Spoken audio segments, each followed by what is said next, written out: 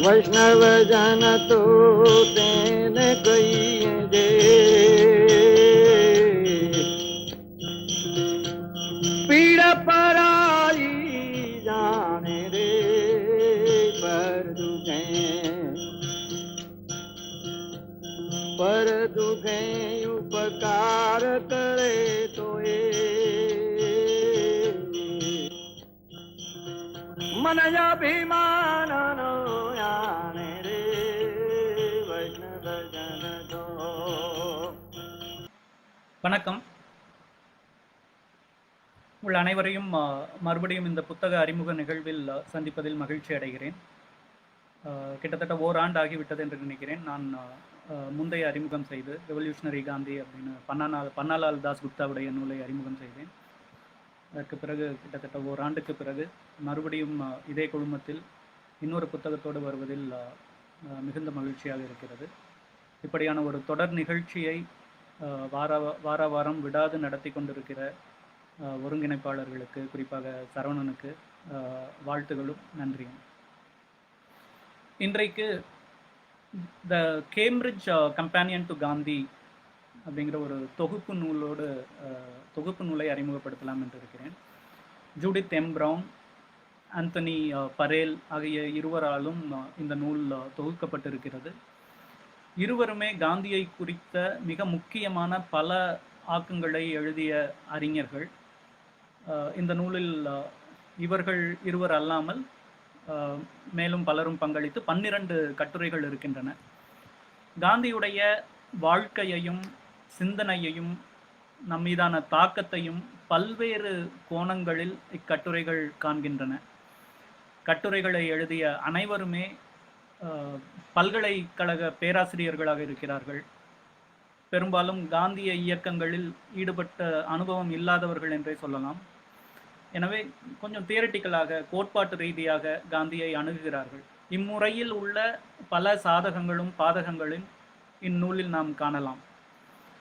பிற தலைவர்களுக்கு எப்படியோ, என்னை பொறுத்த வரைக்கும் காந்தியை சற்றே உணர்வு பூர்வமாக அணுகும் போதுதான் ஒரு முழுமையான புரிதல் கிடைப்பதாக ஒரு உணர்வு தோன்றுகிறது. உணர்வு நீக்கம் செய்யப்பட்ட காந்திய ஆய்வு மிகவும் செறிவாக இருக்கின்ற பொழுதிலும் கொஞ்சம் வறட்சியாகத்தான் இருப்பது போல் தோன்றுகிறது. எனினும் காந்தியை பற்றிய மிகையான கதையாடல்களை எல்லாம் நீக்கிவிட்டாலும் கூட பிறர் எட்ட முடியாத ஒரு உயரத்தில் காந்தி இருக்கத்தான் செய்கிறார். இந்த நூலிலும் அந்த உயரத்தை ஓரளவு நன்றாகவே படம் பிடித்திருக்கிறார்கள். அந்த வகையில் இந்த நூல் ஒட்டுமொத்தமாக காந்தியை குறித்து ஓரளவுக்கு முழுமையான சித்திரத்தை வழங்குகிறது என்றுதான் கூற வேண்டும். இத்தனை மிகவும் நுட்பமான ஒரு மனிதர், மிகவும் சிக்கலான பல அடுக்குகள் கொண்ட ஒரு தலைவரான காந்தியை குறித்து முற்றிலும் முழுமையான சித்திரத்தை வழங்கக்கூடிய நூலை எழுதுவது என்பது மிகவும் கடினம். அப்படி ஒன்று இன்னும் இயற்றப்படவில்லை என்றுதான் நினைக்கிறேன். இனி இயற்ற முடியுமா என்பதுமே கூட சந்தேகம்தான். எனவே இந்த அளவு கிட்ட வருகின்ற இதை போன்ற நூல்கள் நமக்கு மிகவும் முக்கியமாக இருக்கின்றன. ஜூடித் பிரவுன் தன்னுடைய அறிமுகத்தில் காந்தியை பற்றி மிக அழகாக ஒன்றை குறிப்பிடுகிறார். காந்தி ஒரு பயிற்சி பெற்ற மெய்யியல் அறிஞரோ அல்லது ஒரு தொழில்முறை எழுத்தாளரோ இல்லை. எனினும் கூட பல முக்கியமான அறம் சார்ந்த, மதம் சார்ந்த பொது விஷயங்களை குறித்து ஆழமாக சிந்தித்தார். இவ்விஷயங்கள் அவர் காலத்தில் முக்கியமானவையாக இருந்தன. அவரது மரணத்துக்கு பிறகும் பல காலம் பின்னரும் கூட இன்றும் முக்கியமானவையாக இருக்கின்றன. அவற்றை குறித்து அவர் பல தற்காலிகமான வடிவங்களிலும், கடிதங்கள் போன்ற தற்காலிகமான வடிவங்களிலும், நிலையான புத்தகம் போன்ற நிலையான வடிவங்களிலும் விரிவாக எழுதியிருக்கிறார். அவை இன்றும் நமக்கு சவால் விடுகின்றன, நம்மை எரிச்சலூட்டுகின்றன, நமக்கு எழுச்சியூட்டுகின்றன என்கிறார் ஜூடித் பிரவுன். இந்த நூல் காந்தியை பற்றிய அதிக அறிமுகமற்றவர்களுக்கும் வெளிநாட்டில் இருக்கக்கூடிய பல்கலைக்கழக மாணவர்களுக்கும் பயன்படுகிற விதத்தில் எழுதியிருப்பதாக, தொகுத்திருப்பதாக ஜூடித் பிரவுன் கூறினாலுமே கூட, காந்தியை பற்றிய நீண்ட அறிமுகம் கொண்டவர்களுக்கும் காந்தியத்தில் ஆழ்ந்து செயல்பட்டு கொண்டிருப்பவர்களுக்கும் இதில் பல ஆழமான புதிய பல தகவல்களும் பல ஆய்வு முடிவுகளும் கிடைக்கின்றன. இந்த நூல் 3 பகுதிகளாக பிரிக்கப்பட்டிருக்கிறது. முதல் பகுதியில் காந்தியின் வாழ்க்கையின் முக்கிய நிகழ்வுகளையும் அவற்றின் பின்புலத்தையும் விளைவுகளையும், அந்த பின்னணி, அவருடைய பின்னணியினுடைய விளைவுகளையும் சுருக்கமாக தருகின்றனர். முதல் கட்டுரை யாஸ்மின் கான் எழுதியுள்ளது. காந்தி வளர்ந்த உலகத்தை, அவருடைய ஆரம்பகால உலகத்தை நமக்கு விளக்கி காட்டுகிறது. அவர் வளர்ந்த காலமும் புறச்சூழலும் அவரது வளர்ச்சியில் என்ன மாதிரியான தாக்கங்களை செலுத்தி இருக்கக்கூடும் என்பதை பற்றிய அனுமானங்களை யாஸ்மின் வைக்கிறார். உதாரணமாக 1880 இந்தியாவில் 2000 பிரித்தானிய அதிகாரிகள் தான் இருந்திருக்கின்றனர். ஆனால் 66,000 பிரித்தானிய இராணுவத்தினர் இருந்திருக்கின்றனர். 1,30,000 இந்திய சிப்பாய்கள் இருந்திருக்கிறார்கள். காந்தி பிறந்த பிறகு அவர் இந்தியாவில் இருந்த காலகட்டத்தில் வடகிழக்கு மாநிலங்கள், பீகார் போன்ற இடங்களில் எல்லாம் பழங்குடி எழுச்சிகள் நடந்திருக்கின்றன. மாப்ளா கலவரங்கள் தொடர்ந்து நடந்து கொண்டிருக்கின்றன. அவற்றையெல்லாம் அடக்குவதற்கு பிரித்தானிய அரசு இராணுவத்தை தொடர்ந்து அனுப்பி கொண்டுதான் இருந்திருக்கிறது. ராஜ்காட்டுடைய அமைப்பையும் அரசியல் அமைப்பையும், போர்பந்தருடைய அரசியல் அமைப்பையும் இங்கே யாஸ்மின் கான் விளக்குகிறார். காந்தி ஆட்டோபயோகிராஃபி அவருடைய சத்திய சோதனையில் குறிப்பிடுகிற மாதிரி கிறித்துவ மிஷனரிகள் மீது அவருக்கு ஒரு எதிர்மறையான எண்ணமே ஏற்படுகிறது. அதை உறுதிப்படுத்துகிற வரையில் யாஸ்மின் கான் கிறித்துவ மிஷனரிகளுடைய நடவடிக்கை மிகவும் அதிகமாக இருந்தது, அந்த காலகட்டத்தில் 19ஆம் நூற்றாண்டின் இறுதியில் மிக அதிகமாக இருந்தது என்பதை குறிப்பிடுகிறார். பிறகு கல்வி முறையும் மெக்காலே வகுத்த முறையை விட்டும் விலகி ஆங்கிலேய கல்வி முறை நகர்ந்திருந்தது. காந்தி ஆங்கில மீடியத்தில் தான் படிக்கிறார், ஆங்கில மொழி வழியில் படிக்கிறார். மெக்காலே இந்தியர்கள் ஆங்கிலேயர்களை போன்ற ஒரு சுவையுடன், ரசனையுடன் வர வேண்டும், இந்திய இரத்தத்தில் இந்திய நிறத்தோடு ஆங்கிலேயர்களை உருவாக்க வேண்டும் என்கிற மாதிரி அவருடைய 1835ஆம் ஆண்டு எழுதிய குறிப்பில் குறிப்பிட்டார். ஆனால் அதற்கு பிறகு ஆங்கிலேயர்களுடைய கல்வி முறை அதை விட்டுமே கூட விலகித்தான் போயிருந்திருக்கிறது. இந்தியர்களை ஒரு படி கீழே வைக்க வேண்டும் என்கிற மாதிரியான கல்வி முறையை தான் அன்றைக்கு அமைத்திருக்கிறார்கள். பிறகு காந்தி வளர்ந்து கொண்டிருந்த சூழ்நிலையில் புதிதாக அச்சாகிய நூல்கள் வெளிவர தொடங்குகின்றன. பிராந்திய மொழிகளில் நூல்கள் வெளிவர தொடங்குகின்றன. பிராந்திய மொழிகளில் பல துண்டறிக்கைகள், பேம்ப்ளெட்ஸ் வெளிவருகின்றன. அந்த பேம்ப்ளெட்ஸை எல்லாம் காந்தி படித்திருக்கிறார். அதன் மூலமாகத்தான் அவருக்கு இந்தியாவில் நடக்கக்கூடிய பல்வேறு விஷயங்களை அறிந்திருக்க ஒரு வாய்ப்பு இருந்திருக்கிறது. ஏனெனில் அவர் மேற்கு கோடியில் இருக்கிறார். அந்த வித்தியாசத்தையும் யாஸ்மின் கான் அழகாக விளக்குகிறார். காந்திக்கு இருந்த சூழல் மற்றவர்களுடைய சூழலிலிருந்து எப்படி வேறுபட்டு இருந்தது. ராஜ்காட், போர்பந்தர் போன்றவை கடலோர பகுதிகளில் இருக்கின்றன, குஜராத்தி வணிக நகரங்களாக இருக்கின்றன. இப்பொழுது நேரு வளர்ந்த அலகாபாத் வேறொரு மாதிரியான சூழல் அங்கே நிலவுகிறது. அவர் ஒரு கலோனியல் கார்ப்பரேட் சிட்டி என்று அலகாபாத்தை குறிப்பிடுகிறார். அங்கு வட இந்திய முஸ்லிம்கள், அங்கே இஸ்லாம் சார்ந்து அங்கு நடந்து கொண்டிருந்த பல மாற்றங்கள் அலகாபாத்தில் தென்பட்டன. ஆனால் அவை ராஜ்காட்டுக்கோ போர்பந்தருக்கோ வந்தடையவில்லை. ஸோ அதையெல்லாம் நேரு போன்ற ஒருவர் அப்படியான வட இந்திய இஸ்லாமிய சூழலின் தாக்கத்தோடும் வளர்ந்திருக்கிறார். ஆனால் காந்தி அவர் இங்கே மேற்கு குஜராத்தில் இருந்த அங்கும் இஸ்லாமியர்கள் இருந்தார்கள். ஆனால் அவர்களுடைய சூழல் வேறாக இருந்தது. அதனுடைய தாக்கம் அவருக்கு வேறாக இருந்திருக்கிறது. இதையும் யாஸ்மின் கான் இந்த வேறுபாட்டையும் விளக்கி காண்பிக்கிறார். பிறகு அவர் குறிப்பிடுகிற இன்னொரு முக்கியமான விஷயம் காந்தியுடைய தந்தை, காந்தியுடைய குடும்ப சூழல். அது எப்படி காந்தியுடைய பின்னாளில் அவருடைய ஆசிரம அமைப்புக்கெல்லாம் எந்த அளவுக்கு பங்காற்றி இருக்கிறது என்பதையும் அவர் கோடிட்டு காண்பிக்கிறார். காந்தியுடைய தந்தை அவர்களுடைய வீடே கோயிலை சுற்றி இருந்திருக்கிறது. அங்கே அமர்ந்தபடி அவர் அங்கு வரக்கூடிய பலரோடும் அரசியல் குறித்து, உள்ளூர் அரசியல் குறித்தெல்லாம் அரட்டை அடித்துக் கொண்டிருந்திருக்கிறார். அப்பொழுதே காய்கறி வெட்டி, சமையலுக்கான காய்கறி எல்லாம் அறிந்து கொண்டிருந்திருக்கிறார். இதெல்லாம் காந்தியுடைய பின்னாளைய வாழ்க்கையில் பெரும் பங்களிப்பாற்று இருக்கும் என்பதை யாஸ்மின் உணர்த்துகிறார். இது மாதிரி பல விஷயங்களை வந்து யாஸ்மின் நமக்கு அவ்வளவாக அறியாத பின்புலம், அன்றைக்கு இருந்த பிரித்தானிய இந்தியாவின் பின்புலம், ராஜ்காட்டின் பின்புலத்தை எல்லாம் அவர் வந்து குறிப்பிடுகிறார். அன்றைக்கு லிட்ரஸி ரேட், எழுத்தறிவு 11% தான் 1911 இருந்திருக்கிறது. காந்தியுடைய காலத்தில் இன்னும் குறைவாக இருந்திருக்கலாம். அப்புறம் இன்னொரு முக்கியமான விஷயம், ராஜ்காட்டுடைய மக்கள் தொகை அப்பொழுது வெறும் 36,000 தான். அதே சமயத்தில் மும்பையில் 5 லட்சம் பேர் இருந்திருக்கிறார்கள். லண்டனில் 35 லட்சம் பேர் இருந்திருக்கிறார்கள். அதுவே காந்திக்கு ஒரு பிரமிப்பை ஏற்படுத்தி இருக்கும். லண்டன் எப்படி உலகத்தின் மையமாக இருந்தது என்பதை அவர் அதனால்தான் லண்டனுக்கு போக வேண்டும் என்று சாதி கட்டுப்பாடுகளை எல்லாம் மீறி சென்றிருக்க வேண்டும். இப்படியான ஒரு சித்திரத்தை யாஸ்மின் கான் வழங்குகிறார்.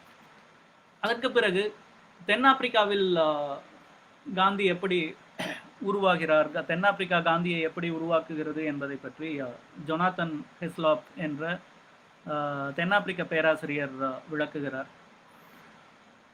அங்க தென்னாப்பிரிக்காவில் இருந்த சூழலையும் அவர் உலக சூழலோடு பொருத்தி பார்க்கிறார். அந்த சமயத்தில் 19ஆம் நூற்றாண்டு முடிந்து 20ஆம் நூற்றாண்டு தொடங்குகிற சமயத்தில் கிரேட் ஆக்சலரேஷன் என்கிற நிகழ்வு உலகெங்கும் நடப்பதாக ஹிஸ்லாப் குறிப்பிடுகிறார். பல ஊடகங்கள் தொடங்கப்படுகின்றன. தந்தி போன்ற தகவல் தொடர்பு ஊடகங்கள் ஏற்படுகின்றன. பல அரசியல் இயக்கங்கள் பல்வேறு நாடுகளில், இதே போன்ற தென்னாப்பிரிக்காவில் இந்தியர்களிடையே நடந்த அரசியல் இயக்கம் மாதிரியான பல அரசியல் இயக்கங்கள் வெவ்வேறு நாடுகளில் நடக்கின்றன. ஆஸ்திரேலியா, நியூசிலாந்து போன்ற நாடுகளில் எல்லாம் கூட அந்த மாதிரியான அரசியல் இயக்கங்கள், வெளியிலிருந்து குடியேறியவர்களுடைய அரசியல் இயக்கங்கள், வெள்ளை ஏகாதிபத்தியத்திற்கு எதிரான ஒரு இயக்கம் அங்கே எல்லாமே நடந்து கொண்டிருந்திருக்கிறது. இந்த நிலையில்தான் காந்தியும் ஒரு அரசியல் இயக்கத்தை தொடங்குகிறார். அவரும் அரசியல் படுகிறார். காந்தி உலக ஊடக அரசியலை மிக தெளிவாக, மிக அருமையாக புரிந்து கொண்டிருக்கிறார் என்பதை ஹிஸ்லாப் குறிப்பிடுகிறார். அவர் எப்படி உலக ஊடகங்களை தொடர்ந்து மிக அழகாக பயன்படுத்தினார், அதை எந்த அளவுக்கு அவருடைய வீச்சு அதனால் பெருகியது என்பதையெல்லாம் ஹிஸ்லாப் குறிப்பிடுகிறார்.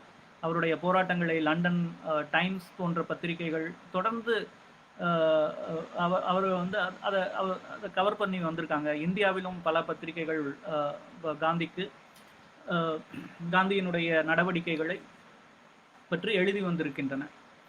பிறகு ஜோஹனஸ்பர்க் போன்ற ஒரு நகரத்தினுடைய பாதிப்பையும் ஹிஸ்லாப் குறிப்பிடுகிறார். ஜோஹனஸ்பர்க் தொழில்மய முதலாளித்துவத்தினுடைய மிக மோசமான எதிர்மறை அம்சங்களை எல்லாம் ஒன்றாய் குவித்து வைத்திருந்த ஒரு நகரமாக இருந்திருக்கின்றது.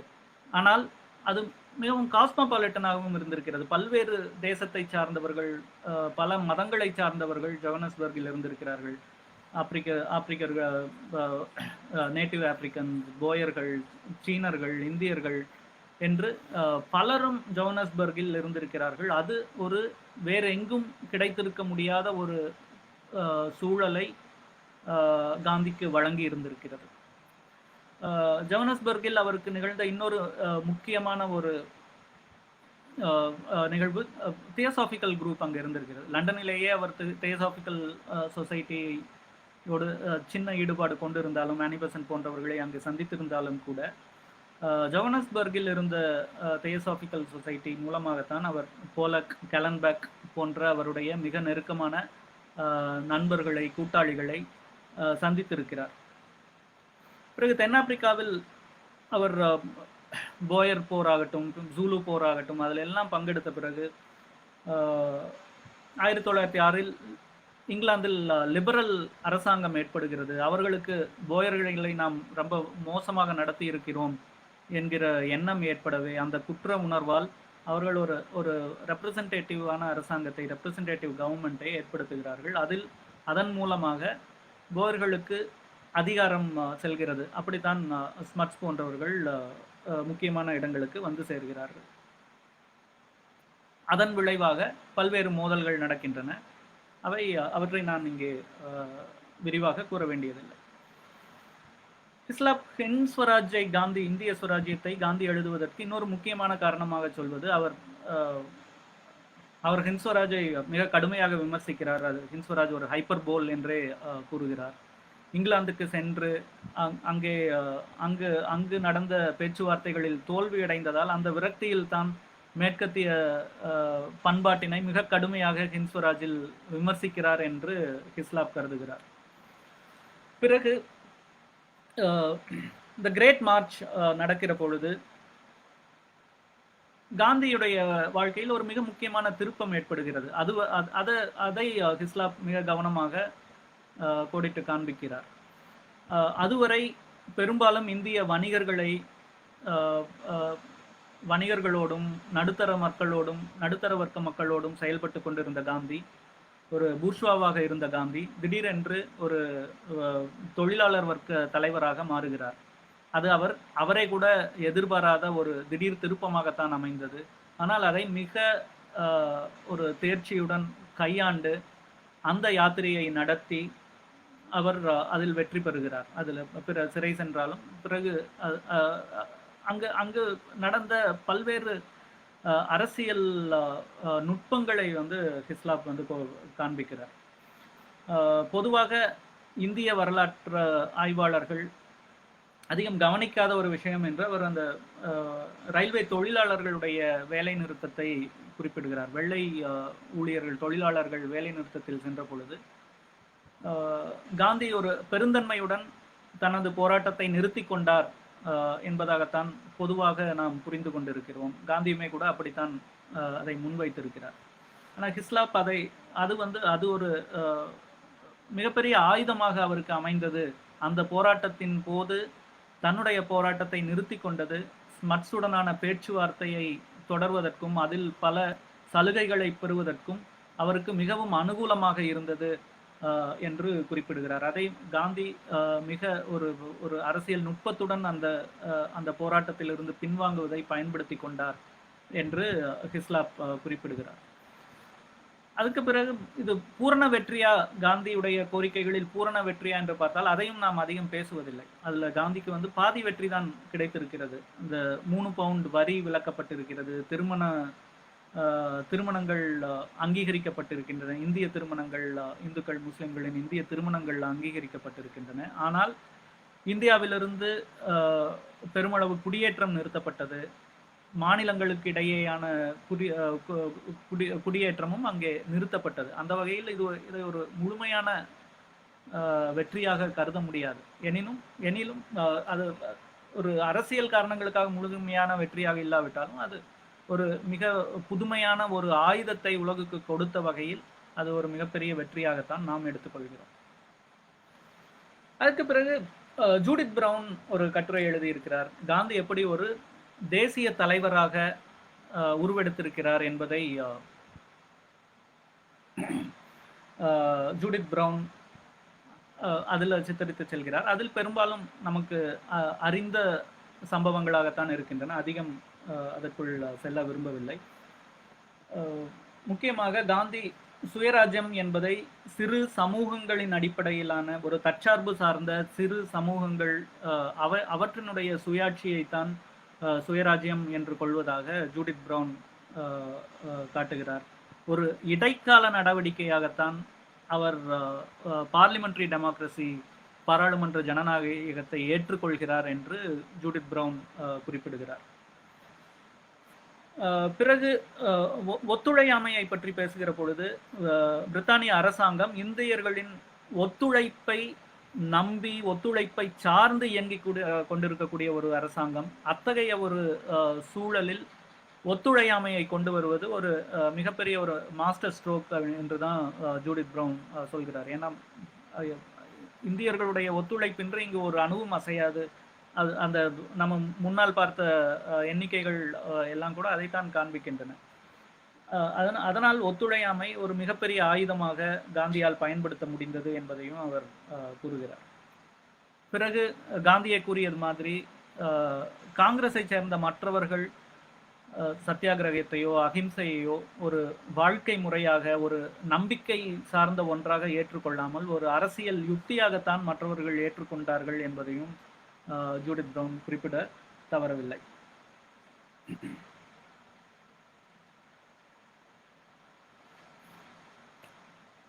இறுதியாக இது காந்திய இயக்கத்தினுடைய வெற்றியாக மட்டும் பார்க்க முடியாது என்பதையும், இந்திய விடுதலை, பிரிட்டன் இந்தியாவுக்கு விடுதலை கொடுத்ததை காந்திய இயக்கத்தின் வெற்றியாக மட்டும் பார்க்க முடியாது என்கிறார் ஜூடித் பிரவுன். அது போர்க்கால அரசியலின் விளைவாக நடந்த ஒன்று. இந்தியா பிரித்தானிய சாம்ராஜ்யத்தில் அதற்கு இருந்த முக்கியத்துவத்தை இழந்து விட்டதாலும் ஆங்கிலேயர்கள் இந்தியாவை விட்டு விலகுவதற்கான ஒரு நிலைக்கு வந்து சேர்ந்தார்கள் என்றும், பிறகு புதிய இயக்கங்கள் ஏற்பட்டால், புதிய சத்தியாகிரகங்கள் தோன்றினால் அவற்றை கட்டுப்படுத்துவதற்கான வலிமை இங்கிலாந்துக்கு குறைந்திருந்தது. இந்த காரணங்களினாலெல்லாம் இந்தியாவுக்கு விடுதலை வழங்குவதற்கு இங்கிலாந்து முடிவு செய்தது என்று ஜூடித் பிரவுன் குறிப்பிடுகிறார். இதை முழுக்க காந்திய போராட்டத்தின், காங்கிரஸ் போராட்டத்தின் வெற்றியாக மட்டுமே எடுத்துக்கொள்ள முடியாது என்பதை அவர் கூறுகிறார். ஆனால் அந்த போராட்டங்களின் ஒரு முக்கியமான நல் விளைவாக அவர் குறிப்பிடுவது இந்திய தலைவர்கள், காங்கிரஸ் தலைவர்களுடைய இடையே ஏற்பட்ட ஒரு இணக்கம். அவர்கள் ஒன்றாக சிறைக்கு சென்றிருக்கிறார்கள், ஒன்றாக போராட்டம் நடத்தி இருக்கிறார்கள். அதனால் ஏற்பட்ட இணக்கம்தான் அதற்கு பிறகு பெரிய பிரிவினை சார்ந்த கலவரங்கள் நடந்தாலுமே கூட அவை முடிந்த பிறகு மிகப்பெரிய கலகங்கள், உட்கட்சி பூசல்கள், சின்ன சின்ன உரசல்கள் தான் இருந்திருக்கின்றனவே ஒழிய மிகப்பெரிய சவால்கள் காங்கிரஸ் தலைமைக்கு ஏற்படவில்லை. அதற்கு இந்த நீண்ட போராட்டத்தில் இவர்கள் எல்லோரும் ஒன்றாக இருந்ததும், ஒன்றாக சிறை சென்றதும், ஒன்றாக போராடியதும் ஒரு முக்கிய காரணம் என்று ஜூடித் பிரவுன் கருதுகிறார்.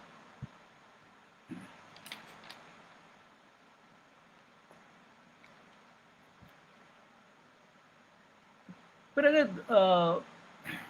அடுத்த பகுதியில் காந்தியினுடைய சிந்தனைகளை விரிவாக அலசுகிறார்கள். பல்வேறு கோணங்களில் காந்தியின் சிந்தனைகளின் ஒவ்வொரு சரடாக, காந்தி கிட்டத்தட்ட எல்லாவற்றை பற்றியும் பேசியிருக்கிறார். ஒவ்வொரு சரடாக எடுத்து ஒவ்வொரு இழையையும் இந்த பகுதியில் அலசுகிறார்கள்.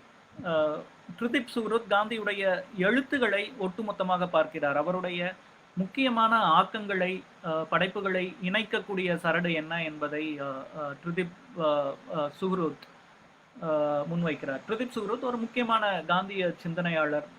பல காந்திய நூல்களை எழுதியிருக்கிறார். நாராயண் தேசாயுடைய my life is my message என்கிற புத்தகத்தை 4 வால்யூம் அதை மொழிபெயர்த்திருக்கிறார். இன்னும் பல காந்திய நூல்களை எழுதியவர். அந்த வகையில் இதுவும் ஒரு முக்கியமான கட்டுரையாக இருக்கிறது. அவர் காந்தியுடைய முக்கியமான படைப்புகளாக அடையாளப்படுத்துபவை 6 தான்.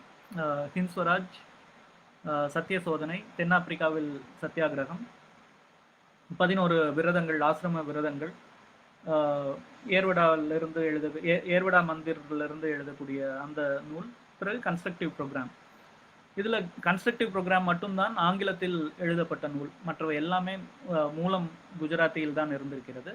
ஹிந்த் ஸ்வராஜை காந்தியை மொழிபெயர்த்திருக்கிறார். காந்தி அவசரமாக ஒப்பிக்க காலன்பேக் எழுதியது தான் அது. ஹிந்த் ஸ்வராஜ் மொழிபெயர்ப்பு காந்தி செய்தது. பிற நூல்களை பிறர் மொழிபெயர்த்திருக்கிறார்கள். பிறகு அணுசக்தி யோகான்னு பகவத்கீதையுடைய, காந்தியினுடைய பகவத்கீதை உரையும் இருக்கிறது.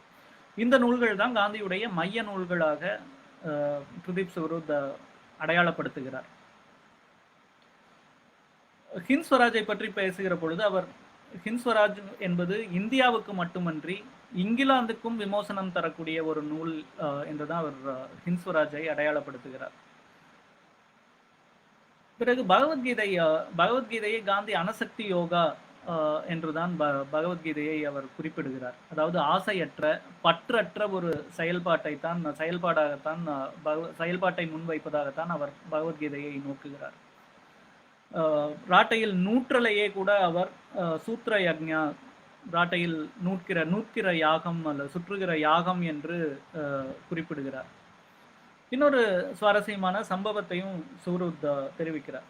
அவர் சிறையில் இருந்த பொழுது, 30களில் சிறையில் இருந்த பொழுது, மீரா பென் அவருடைய பகவத்கீதை குஜராத்தி நூலை ஆங்கிலத்தில் மொழிபெயர்க்க சொல்லி காந்தியிடம் கேட்டிருக்கிறார். அப்பொழுது காந்தி அதை மொழிபெயர்க்க வேண்டுமானால் நான் நூற்பதை நிறுத்த வேண்டியிருக்கும். 100 தான் கீதை. என்னை பொறுத்த வரைக்கும் கீதையினுடைய மொழிபெயர்ப்பே வந்து ராட்டையில் 100 தான் என்று கூறியிருக்கிறார். பிறகு மகாதேவ் தேசாய் தான் அந்த நூலை மொழிபெயர்த்திருக்கிறார். இன்னொரு முக்கியமான சூரத் குஜராத்தியில் காந்தியுடைய எழுத்துகளுக்கும் ஆங்கில மொழிபெயர்ப்புகளுக்கும் இருக்கக்கூடிய சில நுட்பமான மாற்றங்களை காண்பிக்கிறார். குஜராத்தில் எழுதும் போதுகளெல்லாம் தென்னாப்பிரிக்க சத்தியாகிரகாவின் கிரகத்தின் இதிகாசம் என்கிற மாதிரியான ஒரு சொற்றொடரை காந்தி மாதிரியான ஒரு தலைப்பை தான் வைக்கிறார். இதிகாசம் என்கிற தலைப்பு வந்து இருக்கிறது. ஆனால் ஆங்கிலத்தில் வருகிற பொழுது அவர் இதிகாச ஹிஸ்டரி என்கிற சொல்லை மிக கவனத்துடன் தவிர்த்திருப்பதாக சூரத் சொல்கிறார். காரணம், ஹிந்த் ஸ்வராஜிலேயே இந்த ஹிஸ்டரியை பற்றி அவர் குறிப்பிடுகிறார். மிக எதிர்மறையாகத்தான் அதை கருதுகிறார். ஹிஸ்டரி, வரலாறு என்பது அரசர்களை பற்றிய ஒன்றாகத்தான் இருக்கிறது மக்களுடைய இயக்கங்களை பற்றிய ஒன்றாக இல்லை. அரசர்களுக்கும் அரசர்களிடையே உள்ள போர்களையும் பற்றி கூறுகிற ஒன்றாக இருக்கிறது. அப்போ போர் இல்லாத இடத்துல ஹிஸ்டரியே இல்லை என்று காந்தி கருதுகிறார். அதை ஹிந்த் ஸ்வராஜில் அவர் விளக்குகிறார். அந்த காரணத்தினால்தான் அந்த ஹிஸ்டரி என்கிற சொல்லை ஆங்கில மொழிபெயர்ப்புகளில் காந்தி மிக கவனமாக தவிர்த்திருப்பதாக சூரத் கருதுகிறார். அதற்கு அடுத்த கட்டுரை மிக முக்கியமான ஒன்று. அகில் பில்கிராமி காந்தியுடைய மதத்தை பற்றி எழுதுவது. இது மிக கடினமான ஒரு கட்டுரையாகத்தான் இருக்கிறது. எல்லாரும் காந்தியை பற்றிய ஆர்வமுடையவர்கள் அத்தனை பேரும் படிக்க வேண்டிய ஒரு கட்டுரை. பலமுறை படிக்க வேண்டிய ஒன்றாக கூட இருக்கலாம். ஏன்னா அதில் பல நுட்பமான விஷயங்களை பில்கிராமி தொட்டு செல்கிறார். பில்கிராமி ஒரு தத்துவ நோக்கில் காந்தியுடைய மதம் சார்ந்த பார்வையை பார்க்கிறார். சென்ற உரையில் காந்தியும் மதமும் என்று அண்மையில் நான் பேசிய உரையில் இதிலிருந்து பல கருத்துக்களை எடுத்திருக்கிறேன். இருந்தாலும் சில கருத்துக்களை இங்கே வைக்கலாம் என்று நினைக்கிறேன். பில்கிராமி காந்தி படிக்கின்ற நூல்களில் எல்லாமே அவர் மதம் சார்ந்து உள்வாங்கிக் கொள்கிறார். அவருடைய மத நோக்கில் அதை உள்வாங்கிக் கொள்கிறார் என்கிறார். ரஸ்கின், தோரோ போன்றவர்கள் எழுதியது மதம் சார்ந்த நூல்கள் அல்ல, ஆன்மீக நூல்கள் அல்ல என்ற பொழுதும் கூட அவற்றை காந்தி உள்வாங்கிக் கொள்கிற முறையில் அவற்றையும் அவருடைய மதம் சார்ந்த எண்ணங்களோடு சேர்த்து இணைத்து பார்த்து தான் உள்வாங்கிக் கொள்கிறார் என்கிறார் பில்கிராமி. பிறகு காந்தி அவருடைய புகழ்பெற்ற வாசகம் காந்தி தன்னை சனாதனியாக முன்வைத்தது. பில்கிராமி அதையும் வந்து மிக விரிவாக பார்க்கிறார். காந்தி சனாதனி என்கிறதை என்ன பொருளில் சொல்கிறார் என்பதையெல்லாம் அவர் பில்கிராமி மிக விரிவாக ஆய்கிறார். அது முழுமையாக இங்கே சொல்ல முடியுமா என்று தெரியவில்லை, அதுவே முழு நேரத்தை எடுத்துவிடும். ஆனால் முக்கியமாக காந்தி தன்னை ஒரு இந்து சனாதனியாக கருதியதற்கு காரணம், இந்து மதம் எந்த அதிகார மையத்தையும் அற்றது, எந்த விதமான இறுக்கமான கொள்கைகளையும் இறுக்கமான மறைநூல்களையும் கொண்டிருக்காத ஒன்றாக இருந்ததால் தான் அவர் இந்து மதத்தையே ஏற்றுக்கொண்டிருக்கிறார் என்பதுதான் பில்கிராமி சொல்வது. காந்திக்கேற்ற புரிதலை அவர் அடைந்து கொள்வதற்கு ஏற்ற ஒரு மதமாக, ஏற்ற நூல்களை கொண்ட ஒரு மதமாக இந்து மதம் இருந்திருக்கிறது. அதனால் தான் அவர் மிக எளிதாக தன்னை இந்து சனாதனி என்று முன்வைக்கிறார் என்று பில்கிராமி சொல்கிறார். அவர் பிற உலக நூல்களை, பிற மத நூல்களை படிக்கிற பொழுதும், உலக மறைகளை எல்லாம் படிக்கிற பொழுதும் அவற்றை அவர் சத்தியம், அகிம்சை ஆகியவற்றை கொண்டுதான் அந்த நூல்களை எல்லாமே அவர் அணுகுகிறார். அந்த சத்தியத்தை கொண்டும் அகிம்சையை கொண்டும் அந்த நூல்களை சோதனை செய்து அதில் அந்த சோதனையில் எதெல்லாம் பாஸ் ஆகிறதோ அதெல்லாத்தையும் அவர் வந்து ஏற்றுக்கொள்கிறார்.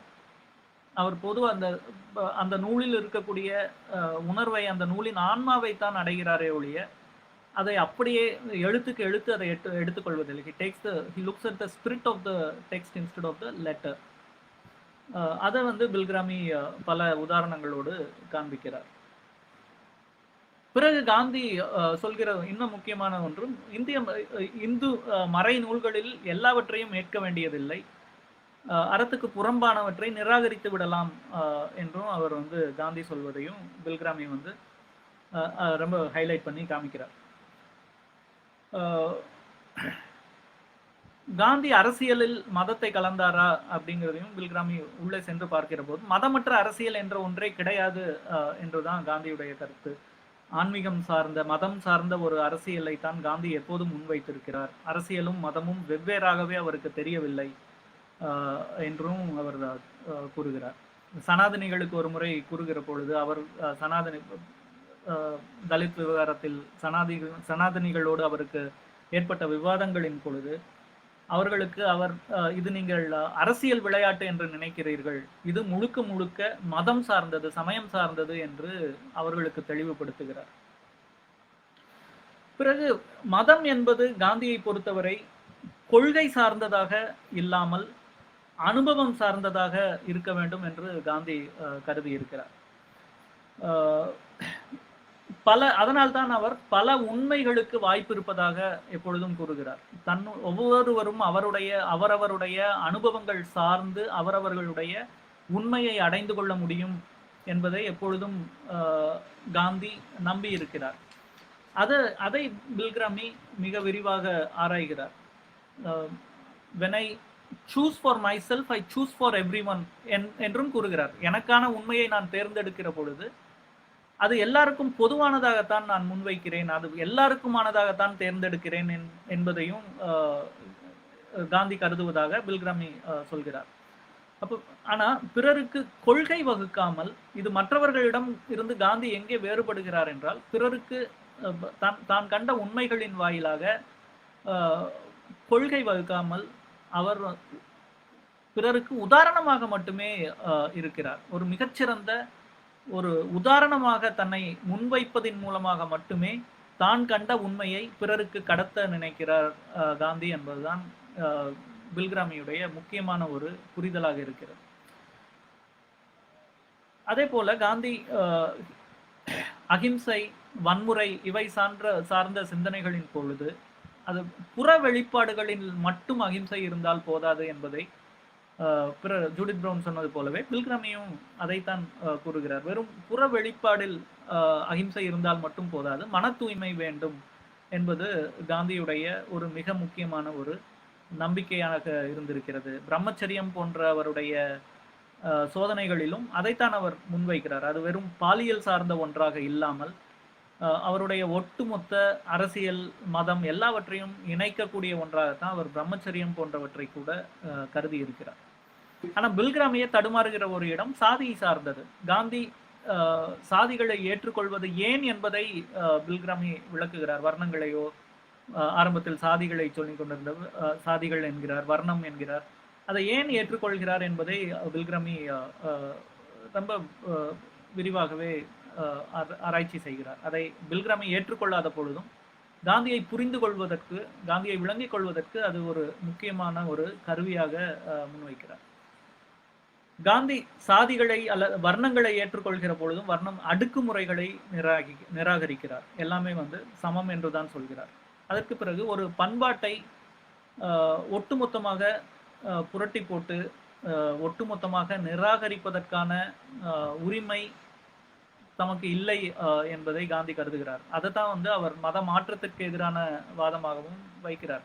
எனக்கு வந்த மதத்தை நான் புரிந்து கொண்டு முழுமையாக அதை கடைபிடித்தாலே போதும், அதில் மிகப்பெரிய முரண்பாடுகள் ஏற்பட்டால் மட்டும்தான் மதம் மாற வேண்டும் என்பது காந்தியுடைய கொள்கையாக இருந்திருக்கிறது. அதே தான் அவர் சாதி சார்ந்தும் கருதி இருக்கிறார். பிறகு மத வேற்றுமையை பாராட்டியது போலவே சாதி வேற்றுமைக்கும் ஏதோ ஒரு வகையில் காரணங்கள் இருந்திருக்க வேண்டும் என்று கருதுகிறார். அந்த அடுக்குமுறையை நிராகரிக்கிற அதே வேளையில் சாதிய வர்ண வேற்றுமைகளில் அதுலேயும் ஒரு ஒற்றுமை, அங்கேயும் ஒரு யூனிட்டி இன் டைவர்சிட்டி பேண முடியும் என்று காந்தி கருதி இருக்கிறார். அவர் ஒற்றைத்தன்மையை தான் எப்பொழுதும் நிராகரிக்கிறார். எப்படி மதம் சார்ந்த ஒற்றைத்தன்மையை அவர் ஒரு ஹோமோஜெனிட்டியை அவர் எப்படி நிராகரிக்கிறாரோ அதே போல முற்றிலும் சாதிகள் அற்ற ஒரு ஒற்றைத்தன்மையை நிராகரிக்கிறார் என்று பில்கிராமி குறிப்பிடுகிறார். கூடவே இப்படியான சாதி சார்ந்த மதம், இந்து மதத்தின் சாதிகள் சார்ந்த புரிதலில் காந்தி குழம்பி இருக்கிறார். காந்தியுடைய நோக்கு குழப்பமானது, அவர் நம்மையும் குழப்புகிறார் என்றும் பில்கிராமி கருதுகிறார். பிறகு நவீன அறிவியல், மதம், இவற்றை இணைத்து பார்க்கிற பொழுது அங்கு காந்தி ஏன் நவீன அறிவியலை நிராகரிக்கிறார், அல்லது அவர் நவீன அறிவியலை நிராகரிப்பதில்லை, அறமற்ற அறிவியலை நிராகரிக்கிறார்? அதற்கு காரணமாக அவர் கருதுவது நவீன அறிவியல் நேச்சர் வெர்சஸ் நேச்சுரல் ரிசோர்சஸ் என்கிற இடத்தை வந்து சேர்கிறது. இயற்கை, அதுவரை மனிதன் இயற்கை என்று பார்த்து கொண்டிருந்ததை அவர்கள் இயற்கை வளங்களாக பார்க்க தொடங்குகிற பொழுது சுரண்டல் தொடங்குகிறது. இயற்கை வளங்களை சுரண்ட தொடங்குகிறான், இயற்கைக்கு எதிராக செயல்பட தொடங்குகிறான் மனிதன். அதை அறிவியல் ஊக்குவிக்கிறது என்கிற காரணத்தினால் காந்தி நவீன அறிவியலை எதிர்மறையாக பார்த்தார், அல்லது அதை வேறு மாதிரியாக பார்த்தார், மற்ற மைய நீரோட்டத்திலிருந்து முற்றிலும் வேறான ஒன்றாக பார்த்தார் என்பதை பில்கிரமி கருதுகிறார். அதே போல மக்களையும் வெறும் குடிமக்களாக, மக்கள் தொகையாக கருதுவதையும் காந்தி நிராகரிக்கிறார். ஒவ்வொருவரையும் அவருடைய தனித்தன்மைகளுடன், அவரவருடைய தனியான சிறப்புகளுடன் ஏற்றுக்கொள்ள வேண்டும் என்பது காந்தியின் வாதமாக இருந்தது என்பதையும் பில்கிரமி முன்வைக்கிறார். ஆக இது மதம் பற்றிய காந்தியின் சிந்தனைகளை புரிந்து கொள்வதற்கு மிக மிக உதவியான ஒரு கட்டுரையாக இந்த பில்கிரமியுடைய கட்டுரையை நாம் பார்க்கிறோம்.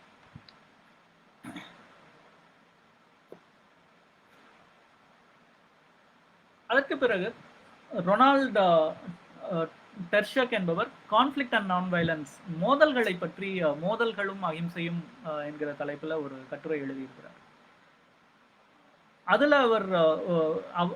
அவர் வைக்கக்கூடிய முக்கியமான ஒரு வாதம், காந்தி மோதல்களை தவிர்த்தவர் அல்ல என்கிறார். மோதல்களை தேடி போய் மோதல்களையும் நாடி போயிருக்கிறார். மோதல்களையும் ஒத்திசைவையும் ஒருங்கே நாடி சென்ற ஒருவராக அவர் காந்தி பார்க்கிறார். மோதல்களை தவிர்ப்பது என்பது அநீதியை ஏற்றுக்கொள்வதற்கு சமம் என்கிறார் டெர்ஷக்.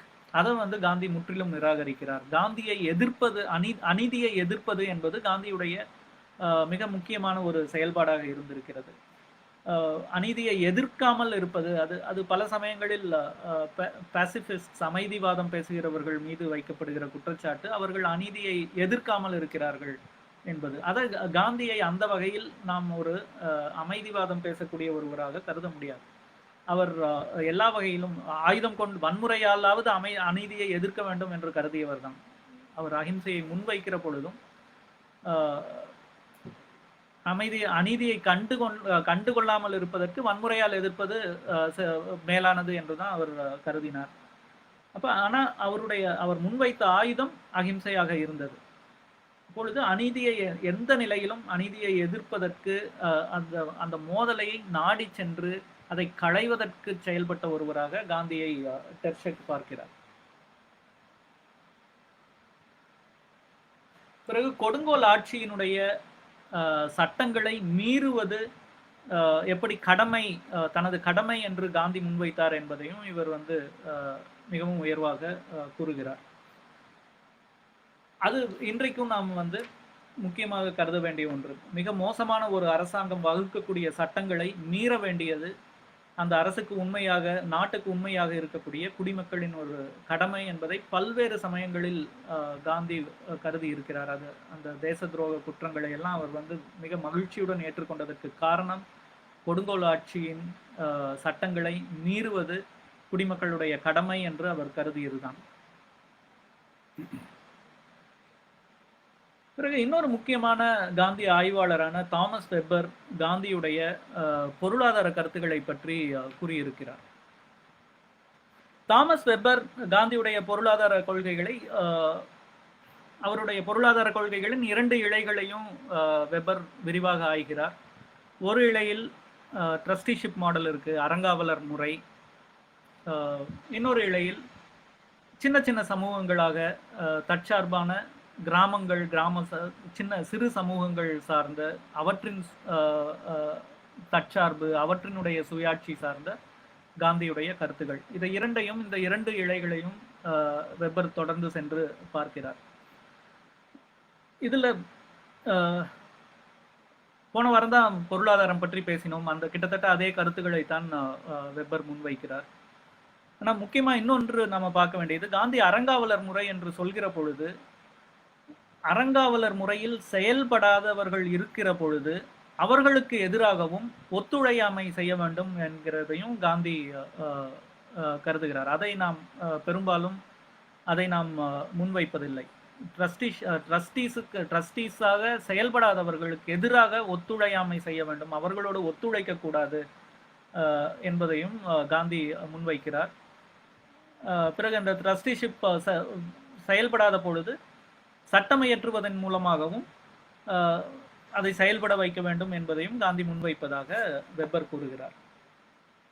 மற்றபடி வெப்பருடைய பொருளாதார கொள்கைகள் கிட்டத்தட்ட போன வாரம் நாம் பார்த்ததற்கு இணையாகத்தான் இருக்கிறது. அடுத்த முக்கியமான கட்டுரை ஆந்தனி பரேல் எழுதுவது காந்தியும் தேசமும் என்கிற தலைப்பில் பரேல் எழுதுவது.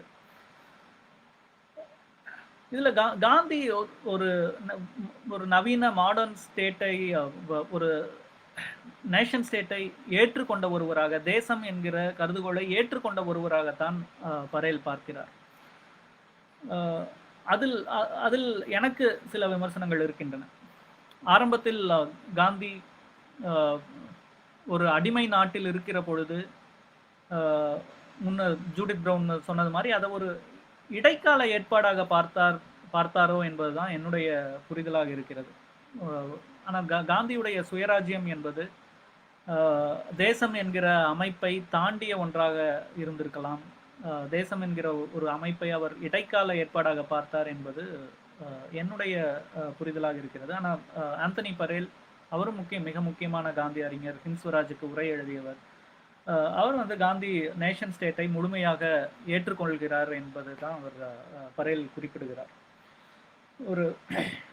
அவர் முன்வைப்பது சிவிக் நேஷனலிசம் என்கிற ஒரு கருதுகோளை அவர் முன்வைக்கிறார். தனிநபர் உரிமை, தனிநபருடைய நன்மைகள் சார்ந்து செயல்படுகிற ஒரு தேசியம் வன்முறை சார்ந்ததாக இருக்க முடியாது, ஆக்கிரமிப்பு சார்ந்த ஒன்றாக இருக்க முடியாது என்பதை பரேல் முன்வைக்கிறார்.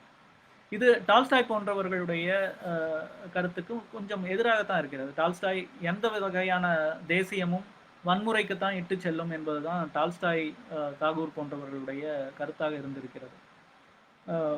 சுதந்திர இந்தியாவில் இன்னும் சிறிது ஆண்டுகள் காந்தி இருந்திருந்தால் பரேல் வைக்கிற சிவிக் நேஷனலிசத்தை விட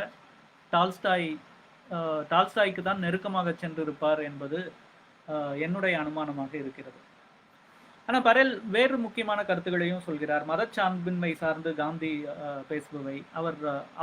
காந்தியும் மதச்சார்பின்மையை வலியுறுத்துகிற பொழுதும் தேசத்திற்கும் மதத்துக்குமான நோக்கங்கள் வெவ்வேறாக இருக்கின்றன என்று காந்தி கூறுகிறார். மதம் ஆன்ம விடுதலை சார்ந்தது, தேசம் என்பது மக்களுடைய பொருளாதார விடுதலை சார்ந்தது என்று கருதுகிறார். அதனால ஒரு செக்யூலர் ஸ்டேட்டை தான் காந்தி முன்வைத்தாலும் ஒரு மேற்கத்திய செக்யூலர் ஸ்டேட்டுக்கும் காந்தி முன்வைக்கக்கூடிய செக்யூலர் ஸ்டேட்டுக்கும் இருக்கக்கூடிய வேறுபாடுகளை பரேல் சொல்கிறார். ஒரு மதச்சார்பின்மையும் ஆன்மீகமும் கையோடு கை கோர்த்து செல்ல முடியும் என்று காந்தி கருதி இருக்கிறார். இரண்டும் ஒன்றுக்கொன்று முரணானது அல்ல என்று காந்தி கருதி இருக்கிறார்.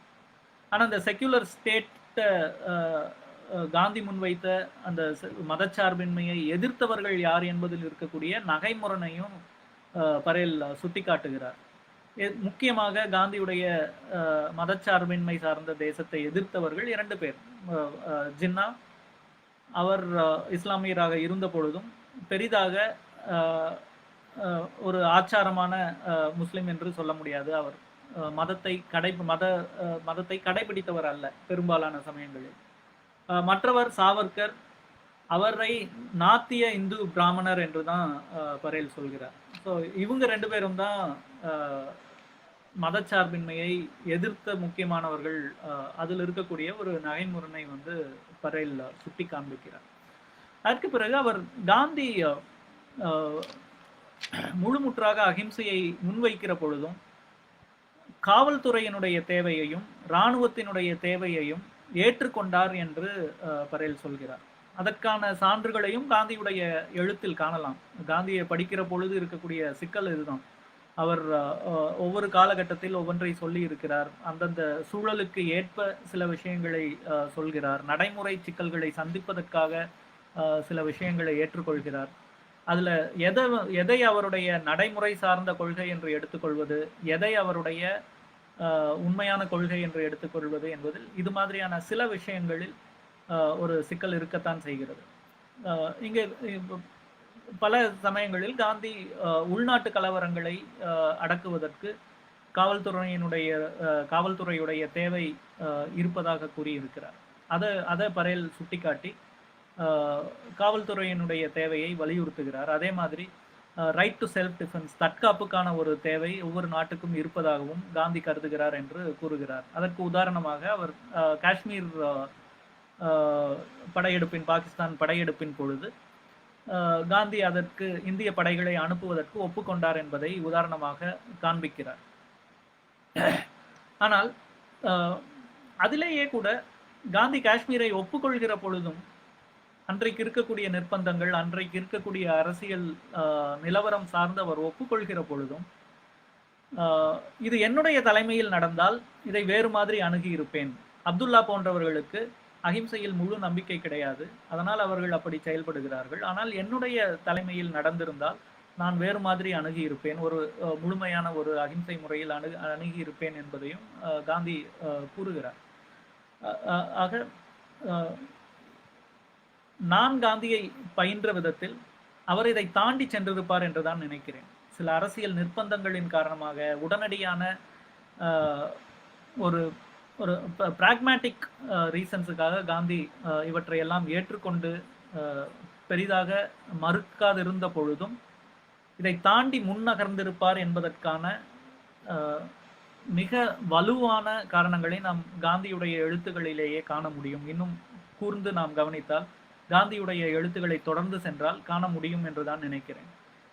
ஏன்னா உள்நாட்டு கலவரங்களுக்கு மாற்றாக தான் அவர் சாந்தி சேனை போன்ற அமைப்புக்கு தோன்றுவதற்கு காரணமாக இருந்தவரும் காந்தி தான். நௌகாலி போன்ற இடங்களில் எல்லாம் காந்தி சென்று செயல்பட்டது எல்லாம் உள்நாட்டு கலவரங்களை அகிம்சை மூலமாக அடக்க முடியும் என்ற நம்பிக்கையின் ஒரு வெளிப்பாடாகத்தான் நாம் காண வேண்டும். அவர் சாந்தி சேனை போன்ற அமைப்புகளை ஏற்படுத்தியதையும் அப்படித்தான் பார்க்க வேண்டும். அவருடைய நீட்சியாக பின்னால் ஜெயபிரகாஷ் நாராயண் போன்றவர்கள் சீன படையெடுப்பின் போது கூட அமைதியாக அவர்களை எதிர்கொள்ள முடியும் என்று கருதி இருக்கிறார்கள் என்பதற்கான சான்றுகளும் இருக்கின்றன. அதற்கான சாந்தி சேனையோடு சென்று எதிர்கொள்வதற்கு முன்வந்தார்கள் என்பதற்கான சான்றுகளும் இருக்கின்றன. அது பின்னர் நேருவால் நிராகரிக்கப்பட்டது. ஆக காந்தி இந்த ஒரு நேஷன் ஸ்டேட், தற்காப்புக்காக இராணுவம், காவல்துறை ஆகியவற்றை தாண்டி சென்றிருப்பார் என்பது என்னுடைய கருத்து. ஆனால் ஆந்தனி பரேல் இதில் அது மூன்றையுமே காந்தி மிக வலுவாக ஏற்றுக்கொள்கிறார் என்றுதான் சொல்கிறார். கேள்விகள் ஏதாவது இருந்தால் கேட்கலாம். ஒரு கடைசி 5 நிமிடம் நம்ம உங்களுடைய கேள்விகளுக்கு பதில் சொல்ல விரும்புகிறேன். யாருக்காவது கேள்வி இருந்தால் கமெண்ட்ல உங்களுடைய கேள்விகளை தட்டச்செடுங்கள். ஆக மிக நல்ல கட்டுரைகள் வரும்போது கொஞ்சம் விதிவிலக்காக இருக்கக்கூடிய ஒரு கட்டுரை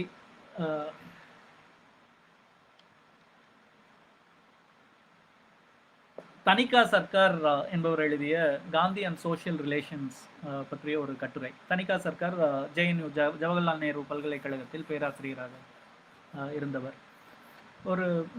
நாம் பொதுவாக காந்தி மீது இடதுசாரி ஆய்வாளர்களால் வைக்கப்பட்டிருக்கிற அத்தனை குற்றச்சாட்டுகளையும் இந்த கட்டுரையில் நாம் காணலாம். பல குற்றச்சாட்டுகள், சில முக்கியமான குற்றச்சாட்டுகள் இருக்கின்றன. அவற்றை எதிர்கொள்ள வேண்டிய ஒரு தேவையும் இருக்கிறது. ஆனால் சில குற்றச்சாட்டுகள் மிக எளிதாக நிராகரிக்கக்கூடியவையாகவும் இருக்கின்றன.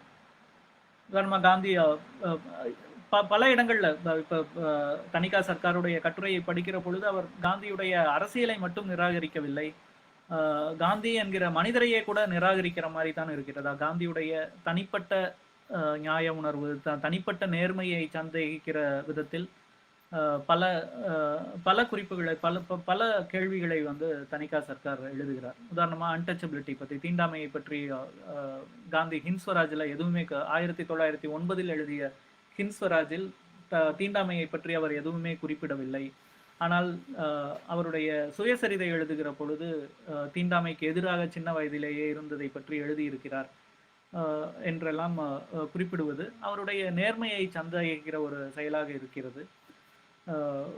அதற்கு பிறகு வைக்கம் போன்ற போராட்டத்தை காந்தி கைப்பற்றி கொண்டார் என்கிறார். ஒத்துழையாமை இயக்கத்தை நிறுத்தியது வந்து ஒரு பிஸ்னஸ் ப்ரெஷர்னால பிற கார்ப்பரேட்டுகளுடைய அவர்கள் தந்த அழுத்தத்தின் காரணமாகத்தான் ஒத்துழையாமை இயக்கத்தை நிறுத்தினார் என்று கூறுகிறார். ஸோ இது மாதிரி நிறைய குற்றச்சாட்டுகள் இருக்கின்றன. காந்திக்கு கிராம அனுபவம் இல்லை என்று அது கொஞ்சம் சுவாரஸ்யமான ஒரு குற்றச்சாட்டு தான். காந்திக்கு கிராம அனுபவம் இல்லை என்கிறார் தணிகா சர்க்கார். அதுல ஓரளவு உண்மை இருக்கிறது என்று கருதலாம். ஏன்னா காந்தி வளர்ந்தது ஒரு சின்ன நகரம். தென்னாப்பிரிக்காவிலையும் அவர் ஒரு மாதிரியான காஸ்மோபாலிட்டன் இதுல தான் இருந்திருக்கார். காந்தி இருந்த கிராமம் சேவா கிராமம் போன்ற ஒரு இடத்தையும் அவர் வந்து ஒரு ஒரு ஒரு லேப் மாதிரி தான் இருந்தது. அவர் ஒரு ஆசிரமமாக இருந்தார். கிராமத்தோடு மிக நேரடியான தொடர்பு இல்லாமல் இருந்தார் என்று தணிகா சர்க்கார் ஒரு குற்றச்சாட்டை வைக்கிறார். ஸோ அது ஒரு சுவாரஸ்யமான குற்றச்சாட்டாக தான் பார்க்குறேன். வேற எப்படி எடுத்துக்கிறதுன்னு தெரியல. ஆனா இன்னொரு இடத்துல அவர் காந்தி இந்து மத நூல்களை தன் இஷ்டத்துக்கு வலிய படித்தார். அதை வந்து மற்றவர்கள் மேலும் திணித்தார் என்கிற மாதிரி ஒரு இடம். ஏஎஸ் அல்டேக்கர் என்பவர் காந்தியிடம் நீங்க இந்து மதத்தில் தீண்டாமைக்கான ஆதரவு இல்லை என்று சொல்வதை அவர் மறுத்து காந்திக்கு கடிதம் எழுதிய பொழுது இவங்க தணிகா சர்க்கார் சொல்றது காந்தி அல்டேக்கரிடம் இந்து மறைநூல்களை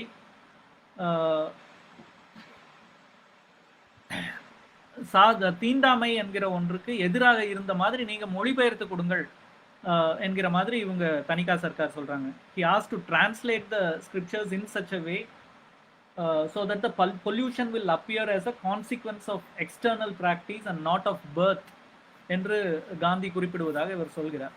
அதுக்கு பிறகு அந்த கடிதத்தை சென்று பார்க்கிறேன். அல்டேக்கருக்கு காந்தி எழுதிய கடிதத்தை பார்த்தா காந்தி சொல்வது அவர் எப்பொழுதும் சொல்வது மாதிரி தான் சொல்கிறார். I would like you to examine from my stand point அப்படின்னு காந்தி சொல்றார். அது வேறு பல விளக்கங்களையும் கொடுத்து ஏன் அவர்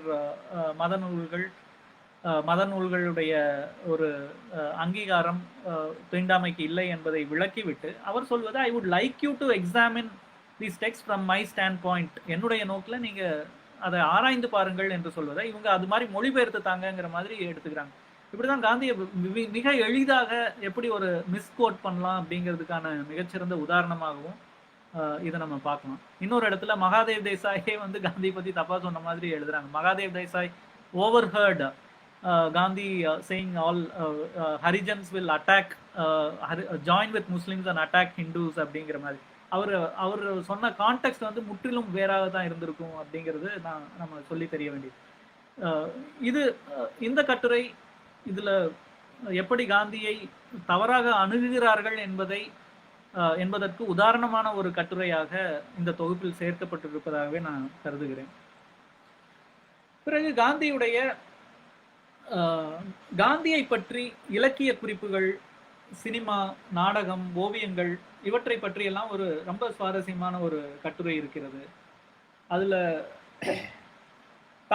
தமிழ் இலக்கியத்தில் வந்ததை பற்றி நாங்கள் தொகுத்திருக்கோம். சுனில் கிருஷ்ணன் தொகுத்து அதை நான் மொழிபெயர்த்திருக்கேன். அதனால இந்த கட்டுரை எனக்கு அது இன்னும் வெளிவரவில்லை. அதனால இந்த கட்டுரை எனக்கு தனிப்பட்ட முறையில் என்னை ஈர்த்தது.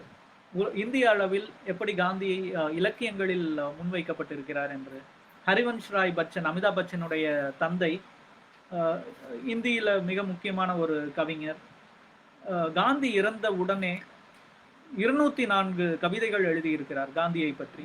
அதே போல் இந்தியின் இன்னொரு முக்கியமான கவிஞரான பவானி பிரசாத் மிஸ்ரா 13 நாட்கள், காந்தி இறந்து 13 நாட்களுக்கு ஒரு மதச்சடங்கு போல 13 கவிதைகளை எழுதியிருக்கிறார். பிறகு காந்தி நூற்றாண்டின் பொழுது 500 கவிதைகளை அவர் வெளியிட்டிருக்கிறார். பிரேம்சந்துடைய ரங்கபூமி என்ற நூல் காந்தியை பற்றிய மிக முக்கியமான இந்திய படைப்பு என்கிறார் இந்த எழுத்தாளர். அதே போல ராஜாராவுடைய காந்தபுராவையும் அவர் காந்தியம் குறித்த ஒரு முக்கியமான படைப்பாக முன்வைக்கிறார். அசோகமித்ரன் கூட அந்த நூலை பற்றி உயர்வாக சொன்னதாக நினைக்கிறேன். அவர் காந்தி ஓவியங்களிலும் பிற கலை வடிவங்களிலும் வடிப்பதற்கு ஏற்ற ஒருவராக இவர் கருதுகிறார். காந்தி ஏன்னா அவர் is a man of action. அதனால காந்தி சிந்திக்கக்கூடிய, இன்ட்ராஸ்பெக்ட் பண்ற மாதிரியான பல ஓவியங்களும் இருக்கின்றன. காந்தி நடக்கக்கூடியதை காண்பிக்க, ராட்டையில சுற்றுவது போன்ற செயல்பாடுகளில் ஈடுபட்டு இருக்கக்கூடியதை காண்பிக்கக்கூடிய பல ஓவியங்கள், சிற்பங்களும் இருக்கின்றன. காந்தி இரண்டுக்குமே ஏற்றவராக இருக்கிறார் என்பதையும் இவர் காண்பிக்கிறார். அதுக்கு பிறகு பரேல் இன்னொரு கட்டுரையும் எழுதியிருக்கார், காந்தி சுதந்திர இந்தியாவில் காந்தியை பற்றி. இங்கு அவர் ஒரு பல முக்கியமான கருத்துக்களை ஆந்தனி பரேல் வைக்கிறார். மொழிவாரி மாநிலங்கள் இந்தியாவில் ஏற்றுக்கொள்ளப்படுவதற்கு அடித்தளம் அமைத்ததே காந்தி தான் என்பதை காட்டுகிறார். இப்போ அண்மையில கூட இதை நிறைய பேர் சொல்லிட்டு இருந்தாங்க. காங்கிரஸ்ல 1920 இருந்தே காங்கிரஸுடைய கான்ஸ்டிடியூஷன்ல மொழிவாரி மாநிலங்களாகத்தான் அமைத்திருக்கிறார்கள் என்று அந்த அந்த அரசு அமைப்பை எழுதியது காந்தி. அந்த கான்ஸ்டிடியூஷனை காந்தி தான் எழுதியிருக்கார். காங்கிரஸை மொழிவாரியாக பிரித்தது காந்தியுடைய பங்களிப்பினால் நிகழ்ந்த ஒன்று. அதற்கு பிறகு ஆங்கிலத்தை ஏன் நாம் தக்க வைக்க வேண்டும் என்பதை பற்றியும் காந்தி பல சமயங்களில் எழுதியிருக்கிறார். அதை பற்றி மிக தீர்க்கமாக அவர் பேசிய ஒரு இடம் ஹிந்தி சாகித்ய சம்மேளனில் போய் பேசுறார். அவர் ஹிந்தி நம்ம ஏற்றுக்கொண்டாலும் அதற்கு உருது, தேவநாகரி ஆகிய 2 எழுத்து வடிவங்களில் ஹிந்தியை நாம் பரப்பினாலுமே கூட ஆங்கிலத்தை தக்க வைக்க வேண்டியதும் தவிர்க்க முடியாத ஒன்று என்று இந்தி சாகித்ய சம்மேளனில் போய் பேசுகிறார். இதையும் நம்ம காந்தியை புரிந்து கொள்வதற்கான ஒரு முக்கியமான ஒரு சாவி இங்கே இருக்கிறதா நான் பார்க்குறேன். பல இடங்கள்ல காந்தி அந்த இடத்திற்கு தகுந்த மாதிரி ஒரு முக்கியத்துவத்தை, இப்போ ஹிந்தி தமிழ்நாட்டில் பேசும்பொழுது இந்தியுடைய முக்கியத்துவத்தை பற்றி காந்தி பேசுவார். எப்படி ஒரு இணைப்பு மொழியாக இந்தி தேவைப்படுகிறது என்பதை பற்றி பேசுவார். ஆனால் அந்த இந்தி சாகித்ய சம்மேளனில் போய் பேசுகிற பொழுது ஆங்கிலத்தினுடைய முக்கியத்துவத்தை பற்றி பேசுகிறார். இதை நம்ம சரியாக இணைத்து பார்க்கிற பொழுதுதான் காந்தியை பற்றிய ஒரு முழுமையான சித்திரம் கிடைக்கும். இங்க பேசுறதை மட்டும் எடுத்தா அவர் ஒரு இந்தி வெறியர்னு சொல்லிடலாம், அங்க பேசுறதை மட்டும் எடுத்தா இந்தியை நிராகரித்த ஒருவராக மிக எளிதாக காட்டலாம். ஆனால் ரெண்டையும் இணைத்து பார்க்கிற பொழுதுதான் எந்த மக்களிடம் பேசுகிறோமோ அவர்களுக்கு ஏற்ற ஒன்றை, அவர்களுக்கு முக்கியமான ஒன்றை, அவர்களுக்கு ஏற்ற மொழியில் கொடுக்கக்கூடிய ஒருவராகவும் நாம் காந்தியை பார்க்க வேண்டியிருக்கிறது. அதற்கு பிறகு பரேல் பொதுவாக பேராசிரியர்கள், சிந்தனையாளர்கள், இந்திய பேராசிரியர்கள், சிந்தனையாளர்கள் பொலிட்டிக்கல் ஃபிலாசபி இன் இந்தியாவில் ஒரு அரசியல் தத்துவத்தை பொருத்தி பார்க்கிறார்களே ஒழிய இந்திய அரசியல் தத்துவம் என்று எதையும் கண்டடையவில்லை. அதை கண்டடைந்த ஒருவர் காந்தி மட்டும்தான் என்று பரேல் சொல்கிறார். இந்தியன் பொலிட்டிக்கல் ஃபிலாசபி என்பதை காந்தி தான் கண்டடைந்திருக்கிறார். அவர் முன்வைத்த பல்வேறு கருத்துகள், கொள்கைகள் எல்லாமே ஒரு ஒரு முற்றான ஒரு இந்தியன் பொலிட்டிக்கல் ஃபிலாசபி. அது மேற்கிலிருந்தும் கடன் வாங்கி இருக்கிறது, இந்திய தத்துவங்களிலிருந்தும் எடுத்துக்கொண்டிருக்கிறது. அவர் அதை புரிந்து கொண்ட விதம், அவருடைய புதிய கொள்கைகள் எல்லாவற்றையும் உள்வாங்கி ஒரு இந்தியன் பொலிட்டிக்கல் ஃபிலாசபி என்பதை காந்தி ஏற்படுத்தினார் என்று பரேல் சொல்கிறார். அதுக்கு பிறகு டேவிட் ஹார்டிமேன் காந்தியுடைய உலகளாவிய தாக்கத்தை பற்றி எழுதியிருக்கிறார். இதுலயும் ரொம்ப முக்கியமான பல மார்ட்டின் லூத்தர் கிங் மீது காந்தியுடைய தாக்கம் பல்வேறு பிறர் மூலமாக சேர்ந்தது என்பதையெல்லாம் அவர் அண்மையில் அரவிந்த் கண்ணையனும் சித்ராவும் பேசும் பொழுது கூட இதையெல்லாம் தொட்டு சென்றார்கள். பேனார்ட் ரஸ்டின், பிலிப் ராண்டால்ஃப், மார்டசாய் ஜான்சன் போன்றவர்கள் எப்படி காந்தியோடு சிலர் காந்தியை சந்தித்திருக்கிறார்கள், காந்தியை படித்திருக்கிறார்கள், அவர்களுடைய தாக்கம் கிங்கின் மீது எப்படி இருந்தது என்பதையெல்லாம் இதில் அவர் கூறுகிறார். பிறகு ஆப்பிரிக்காவில் காந்திய வழிமுறைகளை ஏற்றுக்கொண்டு போராடியவர்கள், குவாமே நிக்ருமா கானால போராடி இருக்கிறார், கெனத் கவுண்டா ஜாம்பியால, ஜூலியஸ் நியராரே டான்சானியாவில், இவர்களெல்லாம் காந்திய வழிமுறைகளை பின்பற்றி அவர்களுடைய விடுதலைக்காக போராடி இருக்கிறார்கள். ஆனால் இவர்கள் 3 பேருமே ஆட்சிக்கு வந்த பிறகு எதேச்சாதிகாரத்தை தான் ஏற்றுக்கொண்டிருக்கிறார்கள். காந்திய வழிமுறையை அப்பொழுது நிராகரித்திருக்கிறார்கள். அந்த முரணையும் நாம் பார்க்க வேண்டி இருக்கிறது. பிறகு தென்னாப்பிரிக்காவில் மணிலால் காந்தி தொடர்ந்து காந்திய போராட்டங்களை எடுத்துக்கொண்டிருக்கிறார். 1946 ஒரு மிகப்பெரிய போராட்டத்தை நடத்தி இருக்கிறார். அது மண்டேலா போன்றவர்கள் நேரடியாக கண்டது. அது மண்டேலாவும் குறிப்பிட்டிருக்கிறார். காந்தியுடைய போராட்டம் வரலாற்றில் இருக்கிறது, ஆனால் நாங்கள் நேரடியாக கண்ட போராட்டம் மணிலால் காந்தி நடத்திய போராட்டம் என்று. அதில் அவர்கள் மிகுந்த ஊக்கம் பெற்றிருக்கிறார்கள். ஆனால் அவர்களும் பின்னால் அகிம்சையை நிராகரித்துவிட்டு வன்முறையை வழியை தேடி செல்கிற பொழுதுதான் மண்டேலா கைது செய்யப்படுகிறார். 27 ஆண்டுகள் சிறையில் இருக்கிறார். ஆனால் மண்டேலா வெளிவந்த பிறகு மற்ற ஆப்பிரிக்க தலைவர்கள் காந்திய வழியில் போராடி பின்னர் காந்தியத்தை ஆட்சிக்கு வந்த பிறகு நிராகரித்த பொழுதும், மண்டேலா காந்திய வழியில் முழுமையாக போராடாத பொழுதும் ஆட்சிக்கு வந்த பிறகு முழுமையான ஒரு காந்திய வழியை முன்னெடுத்து தென்னாப்பிரிக்காவிலே அமைதியை ஏற்படுத்துகிறார். இப்படி காந்தி பல்வேறு தலைவர்களை பல்வேறு வகைகளில் பாதித்திருக்கிறார் என்பதை இதுல தெளிவா காணலாம். ஆனா இந்த நூல்ல இயற்கை பற்றி, சூழலியல் பற்றி காந்தி பெரிதாக எதுவும் சொல்லவில்லை என்பது மாதிரியான ஒரு சில கருத்துகள் இருக்கின்றன. அதை தாண்டி இன்றைய சூழலியல், வெப்பர் அதை மறுக்கிறார். வெப்பர் இன்றைய சூழலியல் பிரச்சனைகளுக்கு காந்தியம்தான் தீர்வு என்பதை வெப்பர் மிக திடமாக முன்வைக்கிறார். ஸோ அங்கதான் நம்ம இன்றைக்கு காந்தியை பொருத்தி பார்க்க வேண்டியிருக்கிறது. காந்தி அரசியல் கருவியாக அகிம்சையை தந்திருந்த பொழுதும், அதுலதான் அந்த அகிம்சை என்பதுல தான் இந்த புத்தகத்தினுடைய மிகப்பெரிய கவனம் இருக்கிற பொழுதும், இன்றைக்கு காந்தியுடைய பொருத்தப்பாடு இன்றைய சூழலியல் பிரச்சனைகளுக்கு தீர்வாக காந்திய பொருளாதார அணுகுமுறை எப்படி இருக்கும் என்பதை நம்ம பொருத்தி பார்க்க வேண்டியிருக்கிறது. அந்த வகையில் இந்த நூலில் வெப்பர் கட்டுரையை தாண்டி அதிகமாக இல்லை என்றுதான் சொல்ல வேண்டும். மற்றபடி காந்தியை பல்வேறு கோணங்களில் மிக ஆழமாக அலசி இருக்கக்கூடிய ஒரு நல்ல நூல். அவசியம் எல்லாரும் காந்தி மீது ஆர்வம் இருக்கக்கூடியவர்கள், காந்தி மீது எதிர்மறை கருத்துக்களை கொண்டிருப்பவர்கள் எல்லாருமே காந்தியை ஓரளவுக்கு இன்னும் மேம்பட்ட முறையில் புரிந்து கொள்வதற்கு இந்த நூல் நிச்சயம் பயன்படும். வாசித்து பாருங்கள் என்றுதான் சொல்வேன்.